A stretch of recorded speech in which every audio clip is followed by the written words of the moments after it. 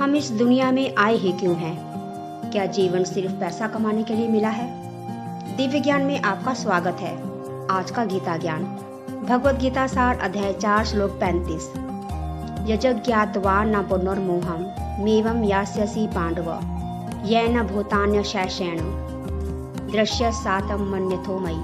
अर्थ, हे अर्जुन, जब तुम उस सच्चे ज्ञान को प्राप्त कर लोगे तब फिर कभी मोह और भ्रम में नहीं पड़ोगे।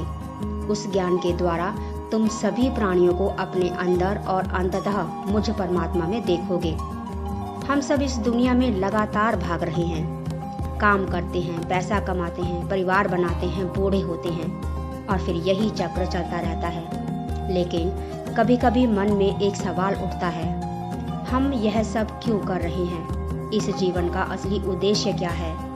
हम इस दुनिया में आए ही क्यों हैं? अधिकतर लोग इन सवालों के बारे में सोचते ही नहीं। वे बस जीवन के प्रवाह में बहते रहते हैं। लेकिन जिस व्यक्ति के भीतर थोड़ा सा भी ज्ञान जागता है वह इन प्रश्नों के उत्तर खोजने लगता है और यही खोज मनुष्य को आत्मज्ञान की ओर ले जाती है। भगवान श्री कृष्ण क्या समझा रहे हैं? भगवान कहते हैं कि जब मनुष्य सच्चे तत्वदर्शी ज्ञानी जनों के पास जाकर जीवन के सत्य को समझने का प्रयास करता है तब धीरे धीरे उसका मोह टूटने लगता है। ज्ञान मिलने पर मनुष्य समझता है यह संसार केवल भोग और दौड़ के लिए नहीं है। हम केवल शरीर नहीं, आत्मा हैं और हर जीव में वही परमात्मा विद्यमान है। तब मनुष्य दुनिया को अलग नजर से देखने लगता है। उसे समझ आने लगता है कि जीवन का उद्देश्य केवल कमाना, खाना और एक दिन चले जाना नहीं है, बल्कि स्वयं को और परमात्मा को जानना है।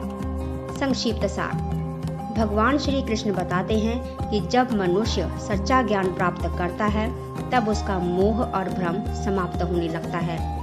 वह समझने लगता है कि जीवन का उद्देश्य केवल संसार में उलझना नहीं, बल्कि आत्मा और परमात्मा के सत्य को जानना है।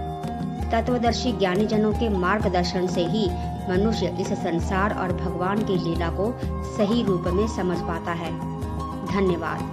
फिर मिलते हैं अगले श्लोक की व्याख्या के साथ। जय श्री कृष्ण, श्री शिवाय, नमस्तुभ्यम।